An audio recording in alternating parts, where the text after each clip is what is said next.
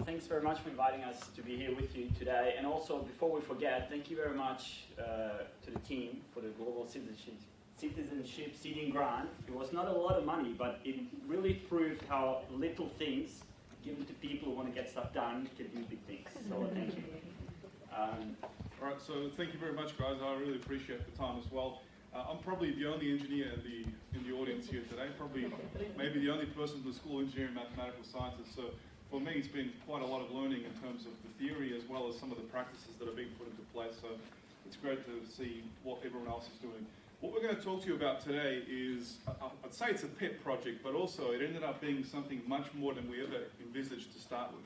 And I'll tell you a little story, and we're going to guide this whole thing as a story, and tell you a story of how Damir and I actually met and how this program that I envisaged several years ago has taken a whole new, dimension in terms of Damir's input and so on.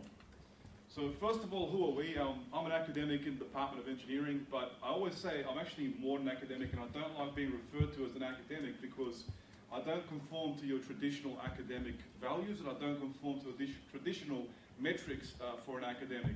I venture out and I do all sorts of crazy things that sometimes I get pulled in for, and other times I get rewarded for. So when the reward is in place, I keep doing things. I'm an entrepreneur.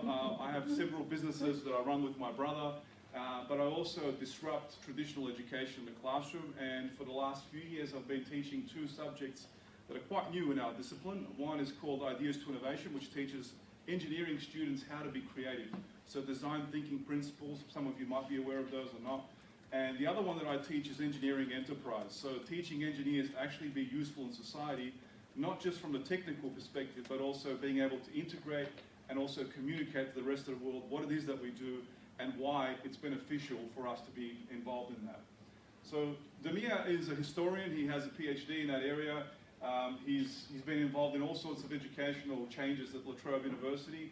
And the story of how we met is actually quite funny because I've been at La Trobe for over 10 years, and someone said to me, do you know this guy called Damir? He's recorded a few documentaries for SBS and ABC, and they're about Bosnia, and you're from Bosnia. And I said, I don't know this gentleman. And how is that even possible, given that I know most people at La Trobe University, because I do get out and really speak to everyone. So fast forward a few months, Damir and I met for a coffee, and we started to talk about what each of us does. I guess the common point was we're both originally from Bosnia, and that was something that drew us together. But what we quickly realized is that we both had a passion for education, and in particular, disrupting how education really evolves at La Trobe University and across the world. And he said to me, look, I took a bunch of students to Bosnia several years ago, and I've been taking them over there for a while. And what I've been teaching them is about genocide and genocide studies in Bosnia, and I'm helping people understand the conflict and conflict resolution angle. I said to him, well, I've been taking students to Bosnia as well, except I've been taking them on a global innovation study tour. And he said, Bosnia, innovation, how do those two things fit together? So long story short, we found this common ground, and we decided, let's experiment and see what we can do if we take your angle of genocide studies, which is a completely different angle to Bosnia than my angle, which is economic development and also higher education and really disrupting education in Bosnia, but providing Australian students an opportunity to see that the world is not as pleasant as it is in Australia, and we take things for granted here, and we need to accelerate in terms of how we incorporate the rest of the world into what we do.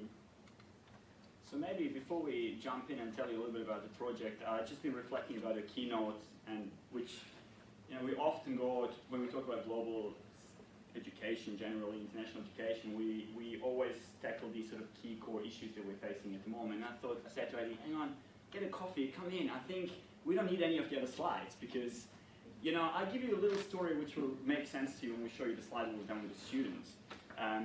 So Eddie and I were both born in Bosnia. Now, we wear this white skin, but this white skin is not part of that whiteness that makes things happen in the world. It's not part of the dominant discourse. We both went and experienced, unfortunately, state violence, so disintegration of Yugoslavia and the war that unfolded. We were refugees. We crossed many borders illegally. We spent time in prison because we crossed borders illegally. We came to Australia. Eddie is working on really interesting innovations in the space of climate change, working on how we can get plants to be more efficient. Right now, with the drought periods coming on, how can we get them to be more efficient to grow things? He's an entrepreneur, he's a businessman, he's a man of the global market world. I was the last generation, I'm 1 year older than Eddie, that gave the pledge to Josip Broz Tito, a Yugoslav pledge that I will protect my socialist Yugoslav state. So I'm unfortunately forever and will not be able to escape my Marxist tendencies. So we are the paradox. Now, you can unpack this if you want later on during the day, but the point is that there is many of us around who are actually experiencing this global complex world. And we are both, it's fair to say, doers. So I do engage in the theoretical world quite a bit, but I also really believe that we can do things that are really interesting and share that. So we'll share with you now what we have done over the last, I guess, 2 years. We basically combined these two tours and said, okay, let's give the students a problem. We give them a problem and ask them to think, use design thinking methodology, which is something that Eddie is familiar with, to come up with a product that makes sense in the Bosnian market. So we wanted them to design a new product or a service that can be actually implemented in Bosnia. And to do that, we said that we want interdisciplinary teams. So we invited engineering students together with students from humanities and social sciences and business and media studies to work in clusters, interdisciplinary clusters, to make that possible. And we helped them to do that. We're also really interested in experiential learning. We were quite frank with them. The presentation we're showing you now was just a pitch that we did to the students just a couple of nights ago. We said to them, listen, this is going on for your pet project idea. We're kind of playing around here. We're experimenting because this is the real world. We want you to be part of that. So our pedagogy and our teaching is very flexible. And we ask students to trust us, to come on a journey with us. We're really interested in this. Now, we know that students as partners is a kind of buzzword going around. But I think that we are interested in something very specific. And we are about to get published in that. We're interested in the idea of collegiality amongst students. What happens when students see themselves as colleagues of each other? And that's something that we have already presented on in the previous seminar. We can't go into a lot of detail, but we're very passionate about. Eddie, do you want to very quickly give just briefly. So you can see that for the last, I guess, 2 years, but counting on this year as well, which we've already initiated, the program has evolved. It has grown in numbers. The numbers are not so important in this instance because funding can always be an issue. What is important is that it's involved in terms of the complexity of the program for us as well as the students. Now, for us, because the first time we trialed this was in 2017. In 2016, I took the students on my own and had a certain focus on it. But the evolution of this program has resulted in the 2018 version, which has an increased level of autonomy of learning and teaching for students as well as us. As Damir said, we don't like to put barriers in what we do. It's experiential for us as it is for the students. And as a result of that, we arrive at 2018, where we've taken a completely different angle. And the angle here is that we have students who come from different disciplines, and they all have different strengths and weaknesses. We wanted to draw them into this real-world environment of what happens in the super complex world that's facing the students in several years' time. So we gave them a preamble. There is a story behind this, and the story is that Damir and Eddie are no longer Damir and Eddie the academics. They are the two co-founders of a company called GlobeTech Enterprises.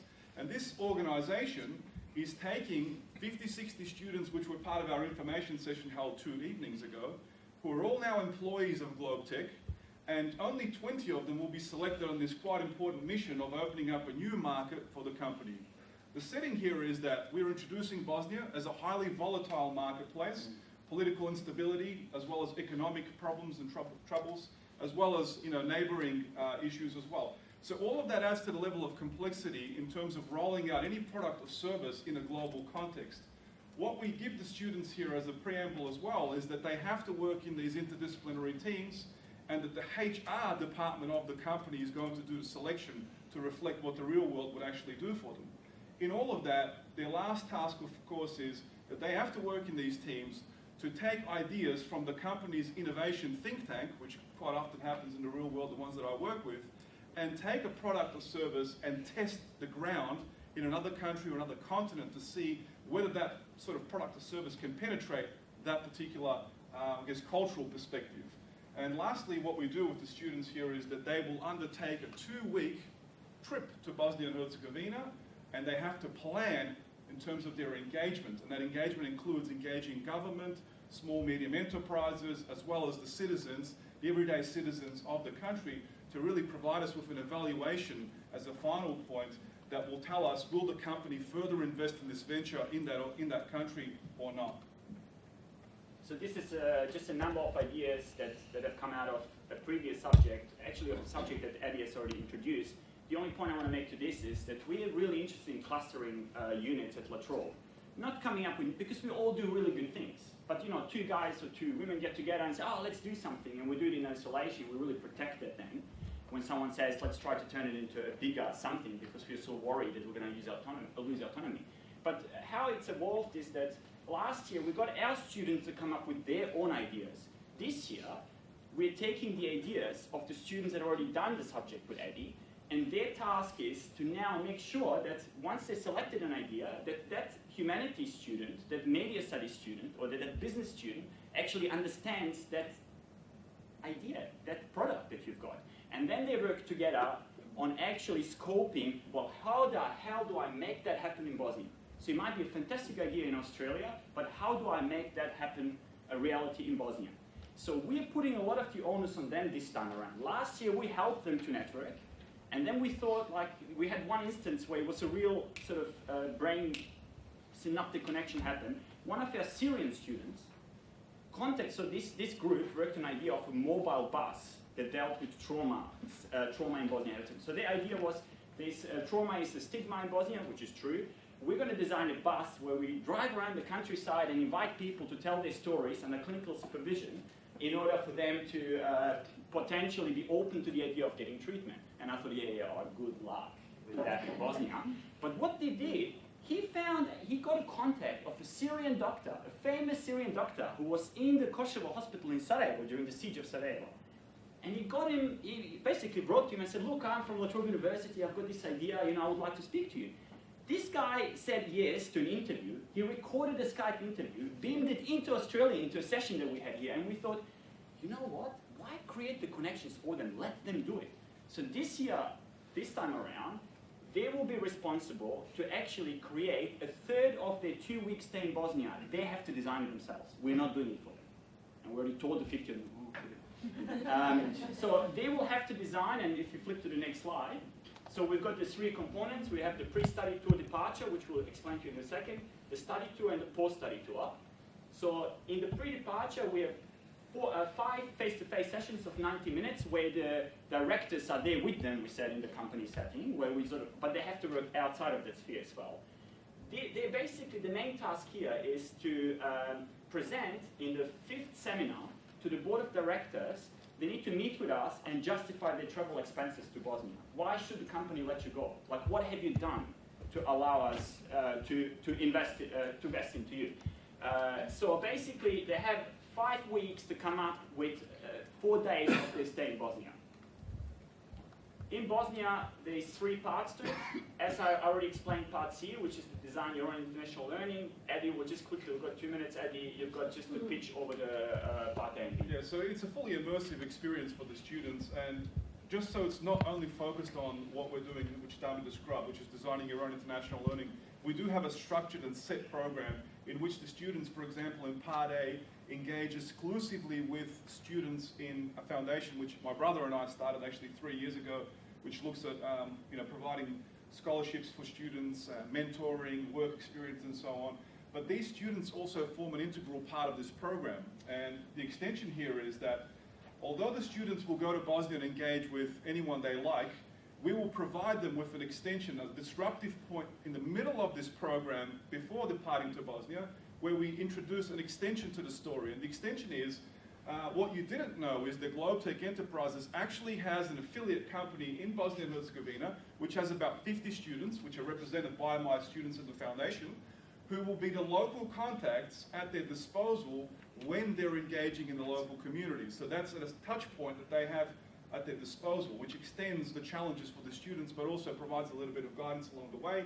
In part B, that will go to an international congress that I founded 3 years ago in Bosnia as well, which gives them an opportunity to engage with local students, but also bounce ideas off and reflect upon people from other countries in the region, all culminating into the fun part, which is part C, and we've called this Design Your Own International Learning, as Damir briefly mentioned before, the students have this gap here between the 27th and 29th of November, 4th and 6th of December, where they can well and truly explore the country while pursuing the information they need to get in order to write this evaluation for the original task which was given to them in the pre-departure phase of the program. Just click to the last slide and we're going to skip to the next two.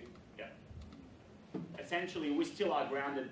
We have to adhere to the rules of the institution, but we have pushed the assessment as far as we can. So in the first one is what I already discussed to you. It's a meeting with the board to justify your travel.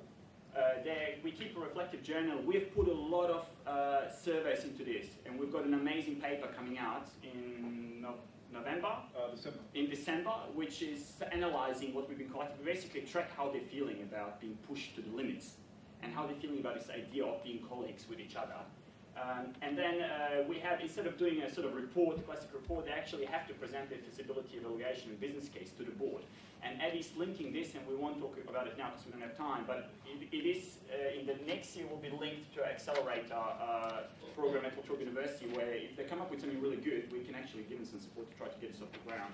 And the last one is mini video recording. This is probably the hardest thing that students get. Well, actually, I don't know if any one of you has tried to put your story into 1 minute and video record it. Try. It's excruciatingly hard. We get them to do one of these because they can actually utilize it. Some of them done an amazing job, and they put it in their LinkedIn accounts, for example, so that they don't forget what they've done. I think we'll leave it at that because we're out of time.